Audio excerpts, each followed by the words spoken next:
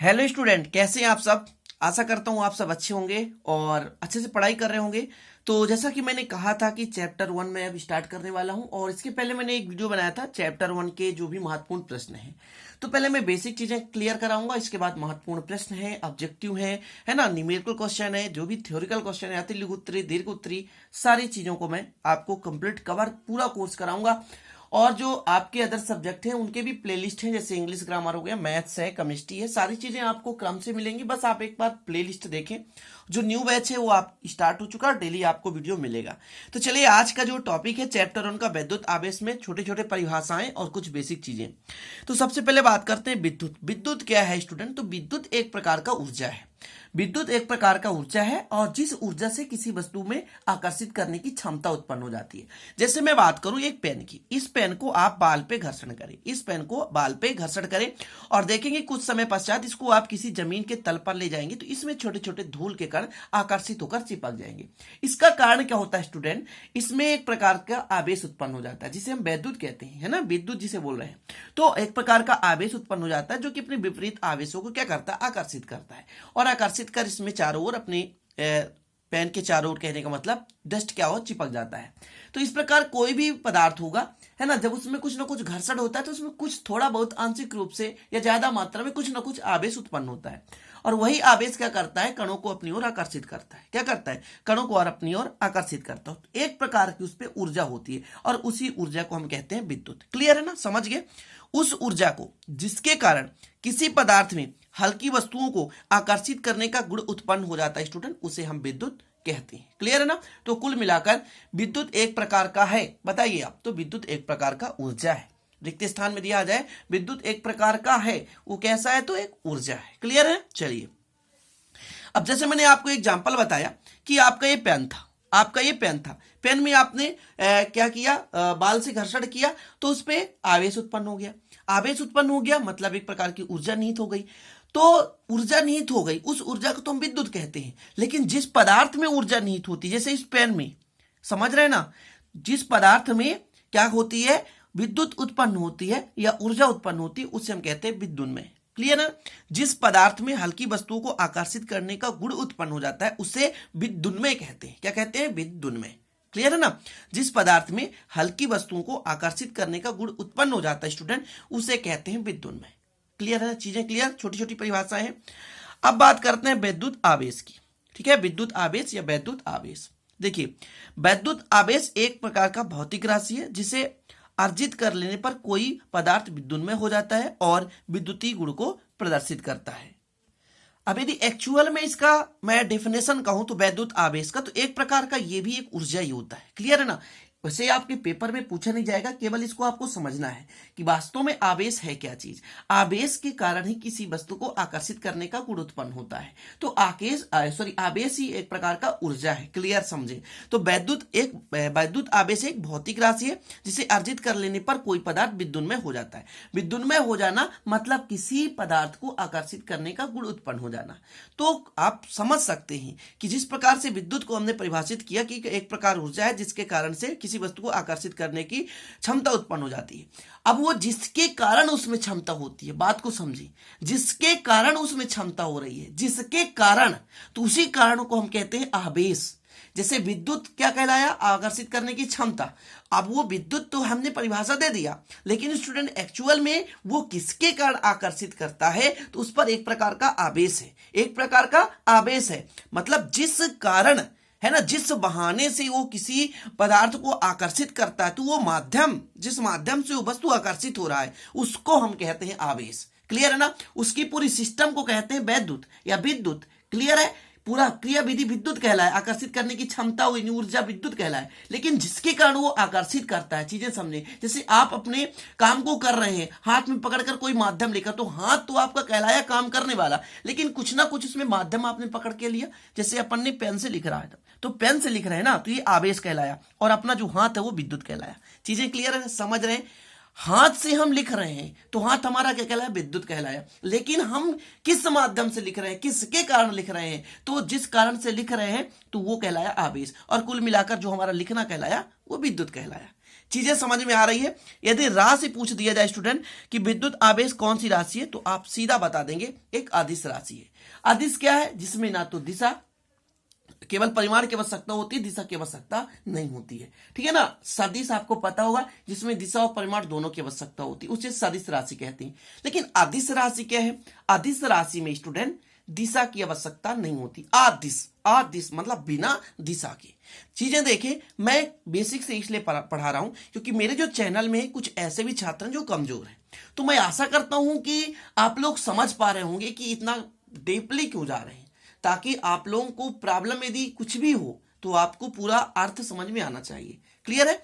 तो अदिश राशि है, मतलब इसमें दिशा की आवश्यकता नहीं होती, केवल परिमाण की आवश्यकता होती है।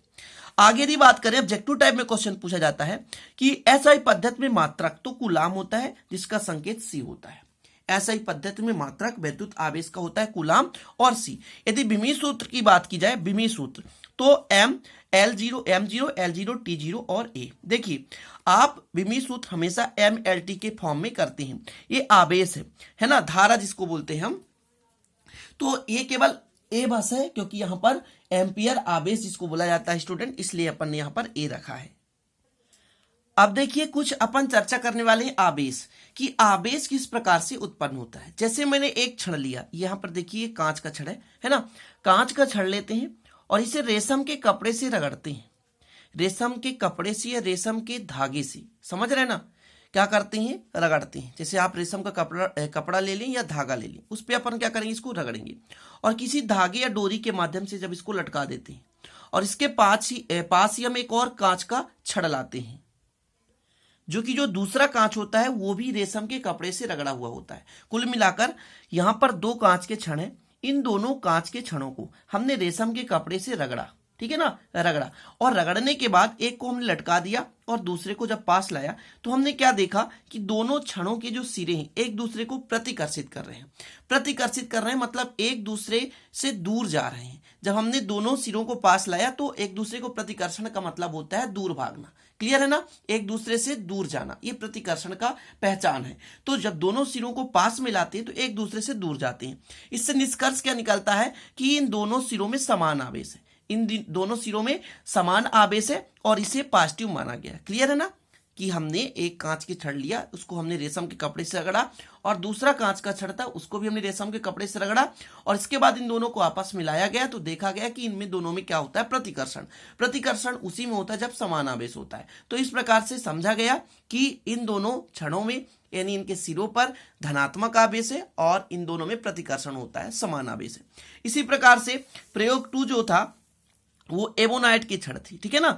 ये एबोनाइट की छड़ को अपन क्या करते हैं? ऊनी कपड़े या बिल्ली की खाल से रगड़ते हैं। समझ रहे ना? ऊनी कपड़े लेते हैं या बिल्ली की खाल से रगड़ते हैं, और रगड़ने के बाद क्या करते हैं कि उसी प्रकार से जैसे एक छड़ को अपन ने रस्सी के धागे से किसी भी सतह से लटका दिया और दूसरे छड़ को हमने उसके पास लाया, तो इसमें भी क्या होता है? प्रतिकर्षण होता है। प्रतिकर्षण मतलब एक दूसरे से दूर जाना, क्योंकि इनमें भी क्या है? समान आवेश है और इन आवेश को ऋणात्मक आवेश के रूप में माना गया। अब यदि बात किया जाए आवेश के प्रकार स्टूडेंट, तो आवेश 2 प्रकार के होते हैं। आवेश 2 प्रकार कौन कौन से? एक धनावेश और एक ऋणावेश। तो ये तो 2 प्रयोग हो गए, तो एक में प्रतिकर्षण, दूसरे में प्रतिकर्षण।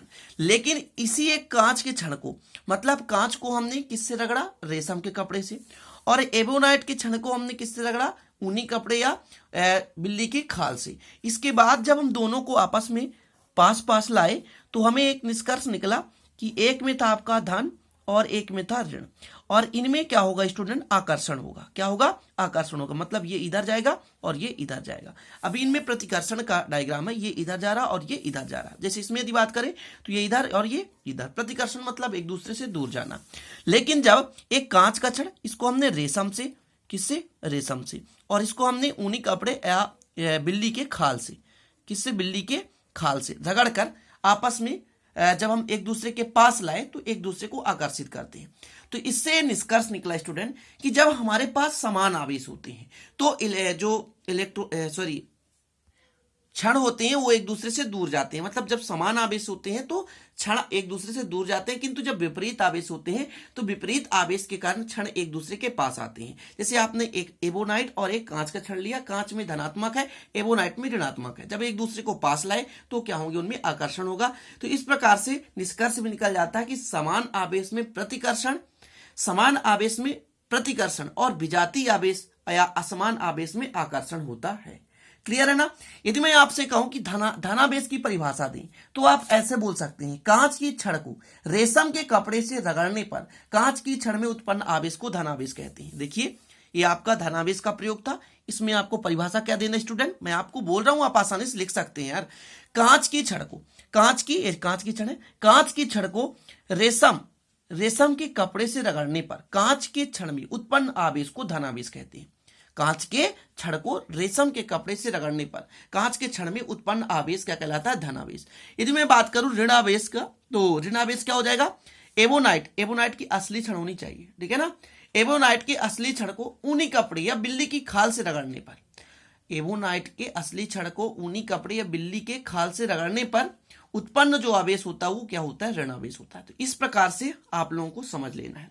अब चीजें और क्या समझना है कि यदि क्वेश्चन आ जाए कि समान आवेश में बिंदी बिंदी होता है तो समान आवेश में प्रतिकर्षण होता है, असमान आवेश अर्थात विजातीय आवेश में होता है तो असमान आवेश में आकर्षण होता है। तो ये चीजें हो गई आपकी बेसिक चीजें, और आशा करता हूं कि आपको समझ में आ गया होगा। और इसी प्रकार से क्रम से वीडियो बनाने के लिए प्लेलिस्ट आप लोग विजिट कर लीजिएगा, आपको डेली वीडियो मिलेंगे स्टूडेंट। पूरा मेरा वादा है, आप मेरा सपोर्ट करेंगे, मैं आपका सपोर्ट करूंगा। बस आपको अच्छा लगे तो लाइक कर दीजिए और दोस्तों के साथ शेयर कर दीजिएगा। नए हैं तो चैनल को सब्सक्राइब कर बेल आइकन प्रेस कर लीजिए ताकि वीडियो का नोटिफिकेशन सबसे पहले आपको प्राप्त होता रहे। मिलते हैं फिर अगले वीडियो में नए टॉपिक के साथ स्टूडेंट, तब तक के लिए जय हिंद, वंदे मातरम।